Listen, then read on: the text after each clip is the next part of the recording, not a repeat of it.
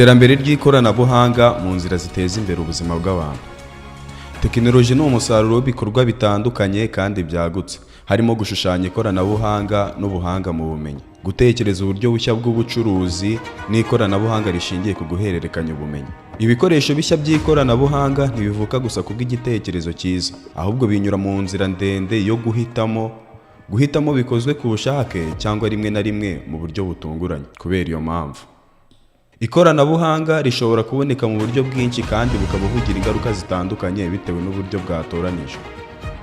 Amateka y'ikoranabuhanga, inkomoko y'ikoranabuhanga, iterambere ry'ikoranabuhanga n'ibyiza mu y'ikoranabuhanga ni amateka ashingiye ku buhanga bwo guhanga ibikoresho n'ubumenyi bw'ibikoresho n'imikorere abantu bakoresha, kuva ku bikoresho bifite amateka akomeye birimo amabuye kugera ku ikoranabuhanga rikomeye cyane ry'ihinduranya ry'imiterere y'uturemangingo n'ikoranabuhanga ryo gutumanaho rikomeye ryatangiriye mu myaka y'1980.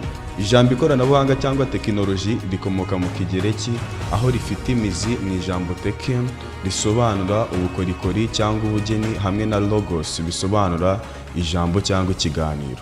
Mu ntangiriro iri jambo ryakoreshejwe mu bisobanuro by'ubuhanzi n'imirimo yakoreshaga intoki, ariko ubu ryakwijije cyane cyangwa rikoreshwa cyane mu kuvuga iterambere ryose n'impinduka zigira uruhare mu mihindagurikire y'ibidukikije n'imibereho y'abantu. Ikoranabuhanga n'iterambere, inkomoko, impinduka n'uburyo rihindura isi muri iki gihe. Amateka y'ikoranabuhanga kuva ryashingwa kugeza ubu agaragaza iterambere ridashira, ari naryo rishingiyeho impinduka zikomeye zafashije isi kurushaho korohereza no guteza imbere imibereho y'abantu batuye isi. Nk'uko bitangazwa n'abashakashatsi benshi barimo Kevin Kelly, umwanditsi wa The Inevitable, ngo iterambere ry'ikoranabuhanga ni isoko iteka y'ubushobozi bw'abantu bwo guhanga udushya, ikaba ifite agaciro gakomeye mu guhindura imibereho n'uburyo isi ifatwamo n'abantu muri rusange. Ese ni izihe mpinduka z'ikoranabuhanga mu ngeri zinyuranye? Nk'uko ikigo mpuzamahanga cya Pew Research Center kibigaragaza, ikoranabuhanga mu byiciro bitandukanye ryakomeje guhindura ubuzima bw'abantu, aho uhereye ku ntambwe zo mu kinyejana cya 20 byagaragaye ko impinduka zishingiye ku ikoranabuhanga zahinduye ubukungu n'imibereho by'abantu ku isi yose. Urugero ni impinduka zituruka mu guhanga ikoranabuhanga rishingiye ku mikoreshereze ya mashini zitandukanye mu nganda, ikintu cyakomeje gufasha mu kuzamura ubukungu, kunoza ubuhinzi n'imibereho muri rusange. Mu myaka y'1980 n'1990, ubwo habonekaga ikoranabuhanga rishingiye ku myandikire y'amagambo mu byuma, computer programming, ni itumanaho ryo mu rwego rwa interinete cyangwa rwa murandasi, isi yarushijeho kugenderaho mu buryo bworoshye. Bituma haba uburyo bushya bwo gukora ubucuruzi mpuzamahanga, kohereza amakuru n'ubumenyi mu buryo bwihuse. Iterambere ridasanzwe mu itumanaho n'ikoranabuhanga rya gihanga. Nk'uko World Economic Forum yabitangaje mu bushakashatsi bwabo bwo mu 2021, ikoranabuhanga ryo gutumanaho ryafashije cyane mu buryo bwo guhaza isi no gukora ubucuruzi bwihuta binyuze mu buryo bwa e-commerce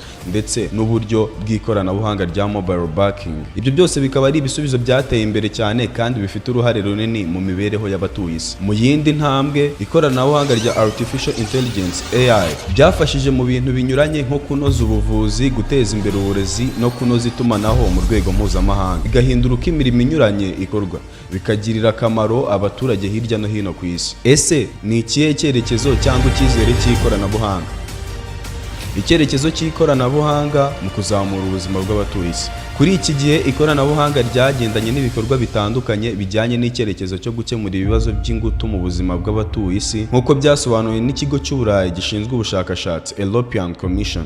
Ikoranabuhanga rishya rishingiye ku kurengera ibidukikije rifite intego yo kugabanya ibyangiza ikirere. Ibi byose bigaragaza ko ikoranabuhanga rihindura imibereho kandi ari urufunguzo rw'ahazaza h'ubuzima bw'abatuye isi. Nk'uko ikoranabuhanga ryagize uruhare rukomeye mu iterambere ry'imibereho n'ubukungu, nta gushidikanya ko rizakomeza kuba umusemburo mu gihe kizaza. Rifasha guhanga icyerekezo gishingiye ku guha ubuzima icyerekezo gifatika no gutanga ibisubizo ku mbogamizi zugarije abatuye isi. Ubumenyi nk'inkingi y'iterambere ry'ikoranabuhanga. Uko abantu barushagaho kugira ubumenyi bushya, niko habonekaga uburyo bushya bwo guhanga ibikoresho by'ikoranabuhanga. Ibi bituma habaho guhuza ubumenyi bwa siyansi n'ikoranabuhanga mu buryo bwimbitse, aho ikoranabuhanga rikomeza gufasha siyansi kugera ku bushakashatsi bwimbitse bufasha mu kumenya byinshi ku bidukikije ibidukikije hakoreshejwe ibikoresho bikomeye byo kwiga iby'imiterere y'isi. Nk'urugero, intwaro z'ubumenyi nka microscope zituma abantu bashobora kureba no gusobanukirwa ibintu bigoye kubona n'amaso y'abantu bisanzwe, bikagira akamaro kanini mu bushakashatsi bwisumbuye. Umuhamagaro w'ubukungu n'umutungo muri tekinike. Mu buryo bwimbitse, amateka y'ikoranabuhanga akora ku mateka y'ubukungu, kuko uburyo bwose bw'ibikoresho n'ubumenyi bikenerwa bisaba umutungo cyangwa umutwe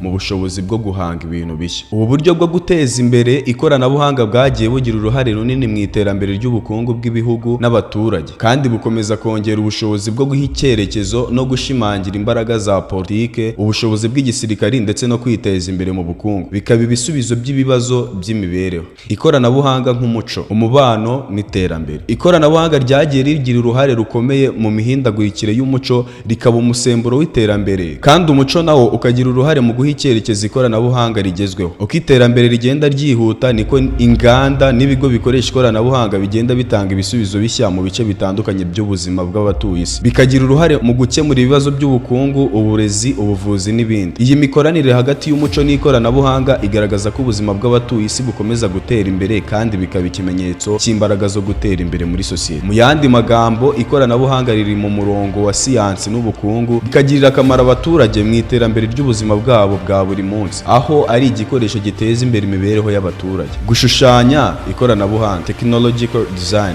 Ese ni gute iri koranabuhanga ryashushanyije? Inzira yo gukora tekinoloji ihuje n'uburyo bwa siyanse mu gukurikiranya ibikorwa, habanza gutekerezwaho ikibazo, hakabaho ubushakashatsi bwimbitse, hagakurikiraho gushyiraho ibisubizo bishoboka, hagakurikiraho guhitamo icyiza mu bisubizo no gukora icyitegererezo cy'ibikoresho bishya. Nyuma y'aho ikoranabuhanga rirageragezwa rigakoreshwa mu buryo bufasha sosiyete mu rwego rurenze rw'ubuzima. Urugero ni nko mu gukora ibikoresho bifasha abantu bafite ubumuga kwifashisha intebe zabo mu buryo bunoze, bituma babasha kugera kuri byinshi mu buryo butagoranye.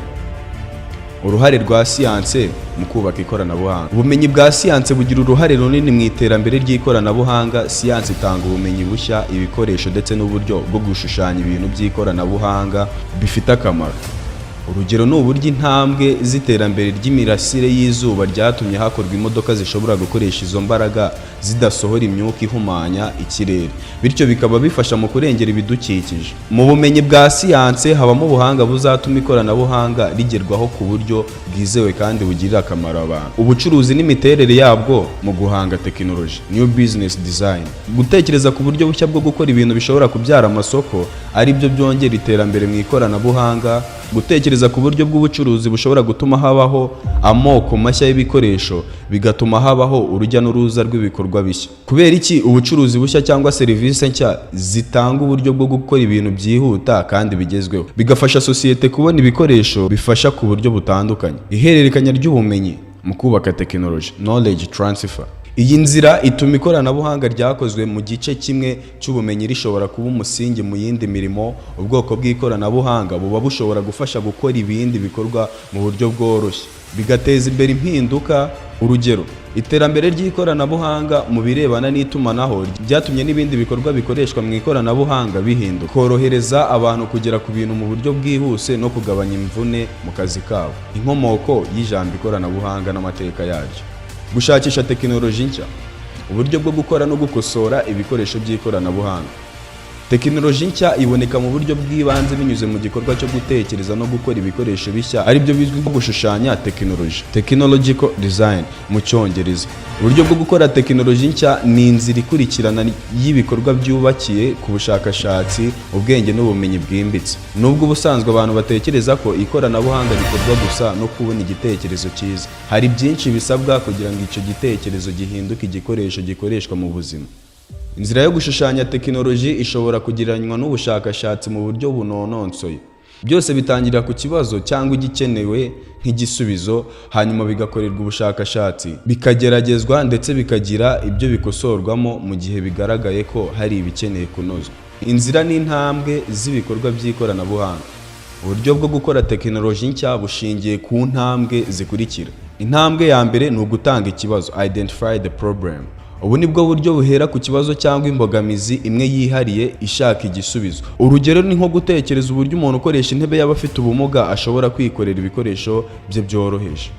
Ku mwanya wa kabiri, gushakisha ku kibazo, research the problem. Nyuma yo kubona ikibazo hakurikiraho ubushakashatsi mu buryo butandukanye. Urugero ni ugushakisha ibikoresho bisanzwe byifashishwa niba bishobora kwifashishwa cyangwa guhindurwa ngo bikorohereza uyifashisha. Gatatu ni ugutekereza ibisubizo bishoboka, generate possible solution. Nyuma y'ubushakashatsi hariho kurebera hamwe ibisubizo bishobora kwifashishwa. Ibi bikubiyemo gutekereza ku bushobozi bw'ikoranabuhanga ryifashishwa n'ibindi bisubizo byose byunganira umushinga. Kane, hari uguhitamo igisubizo cyiza, select the best solution. Igisubizo cyatoranijwe kigomba kuba cyoroshye gukora, cyizewe ndetse kitazahenda mu gihe cyo kugikoresha, bityo hagatoranywa igisubizo kirusha ibindi byose ubushobozi bwo gukemura ikibazo mu buryo bwizewe. Gatanu ni ugukora icyitegererezo, create a model. Icyitegererezo gikozwe ni kimwe mu by'ingenzi mu gukora igikoresho gishya. Urugero ni nko gukora igikoresho cyoroshye cyakoreshwa n'abantu bafite ubumuga mu buryo buboroheye kugikoresha. Gatandatu ni ukugerageza icyitegererezo, test the model. Icyitegererezo gikorerwa igerageza kugira ngo harebwe niba gikora uko byari biteganyijwe. Urugero ni nko kwifashisha abantu bakoresha intebe y'abafite ubumuga kugira ngo harebwe niba koko ibikoresho byashyizweho byabafasha. Mu gihe cyose igerageza rigaragaza imbogamizi, ibikoresho byongera kunozwa bigashyirwaho ibyunganira ndetse hakongerwamo ubushobozi bwayo kugira ngo bikemure ikibazo cyagaragajwe. Intambwe ya 8 ni ugutanga igisubizo cyane, communicate the final solution. Iyo byose byamaze kugeragezwa no kunozwa, igisubizo cya nyuma kiramenyekana kugira ngo gikoreshwe mu buzima bwa buri munsi. Ingero mu buzima busanzwe ku bya tekinoloji. Muri iki gihe hari byinshi byakozwe hakurikijwe uburyo bwo gutekereza no gushushanya tekinoloji. Urugero ni nk'imodoka zikoresha ingufu z'imirasire y'izuba, solar powered car. Abahanga babanje kwibaza uburyo iyi mirasire izahindurwa ingufu zikoreshwa mu modoka, ingano y'izuba ikenewe ndetse n'uburyo byunganirwa n'izindi ngufu mu gihe izuba ritariho. Ibi byose bifatanywa n'ibisubizo bikenewe kugira ngo imodoka ibe ingirakamaro mu gihe cyose, ikaba izira ibyangiza ikirere. Mu makuru yose yo gukora ibikoresho bishya, ikintu cy'ibanze ni ugukora ubushakashatsi no kugerageza kenshi kugira ngo haboneke igikoresho gifite ubushobozi bwo gukemura ikibazo cyabanje gutekerezwaho. Nubwo igisubizo kitagerwaho rimwe, umwanya ukoreshwa mu kugerageza no gukosora bigira uruhare rukomeye mu kubaka ikoranabuhanga rifasha abaturage mu buzima bwabo bwa buri munsi. Ikoranabuhanga nk'umusemburo w'iterambere n'impinduka ku isi. Mu myaka myinshi ishize, ikoranabuhanga ryagiye rigira uruhare rugaragara mu iterambere ry'imibereho y'abatuye isi, nk'uko byagaragajwe n'icyegeranyo cy'ikigo mpuzamahanga cy'ubushakashatsi mu bumenyi bw'ikoranabuhanga UNESCO. Ikoranabuhanga ryazamuye ubukungu bw'ibihugu, riteza imbere ubuvuzi, uburezi ndetse rinatanga umusingi w'ubufatanye mpuzamahanga mu bijyanye n'ikoreshwa ry'ibikoresho bifatika mu mibereho y'abaturage. Urugero ni nk'uko iterambere ry'ubuvuzi bwatejwe imbere n'ikoranabuhanga ryakemuye ibibazo byinshi by'indwara zakoraga ku mpande zitandukanye z'isi. Ibi byose bikaba byaragiye bishoboka ahanini kubera gukomeza kwagura ubumenyi bw'ikoranabuhanga no kunoza ubushakashatsi. Mu rwego rw'ubukungu, Banki y'Isi yagaragaje ko gukoresha ikoranabuhanga mu bucuruzi n'itumanaho ryatumye ubucuruzi mpuzamahanga bwiyongera ku kigero cya 90% hagati y'ibihumbi 2000 kugeza mu bihumbi 2020. Aho ikoranabuhanga ryabaye umusingi w'ubufatanye bw'ibihugu mu rwego rw'ubucuruzi, ikoranabuhanga rifasha ibigo gukoresha neza umutungo n'ubumenyi, bituma ubukungu bw'ibihugu bwiyongera kandi bitera imbere kurushaho. Ibihugu bikeneye gukomeza gushora mu ikoranabuhanga kugira ngo bikomeze kugira uruhare mu bucuruzi bw'isi, kandi byatumye hamenyekana isoko rihamye ryo gutwara ibicuruzwa mu bihugu bitandukanye. Mu bijyanye n'itumanaho, ubushakashatsi bwa Oxford Internet Institute bwagaragaje ko mu myaka ya vuba ubukangurambaga bw'ikoranabuhanga mu itumanaho ryabaye igikoresho gikomeye mu guhanga udushya. Nk'uko BBC ibitangaza, ikoranabuhanga ryatumye isi iba umudugudu aho abantu bashobora kuganira n'abantu bari kure yabo, bigafasha gukemura ibibazo no gukomeza kugirana ubufatanye mu bihugu bitandukanye, hakabaho kugabanya intera hagati y'abatuye isi yose. Mu yandi magambo, ikoranabuhanga ryahinduye imikorere y'isi, riteza imbere iterambere ry'ubukungu, rihangana n'ibibazo by'ubuzima kandi rikaba umusemburo wo kwiyubaka ku bumwe bw'abatuye isi.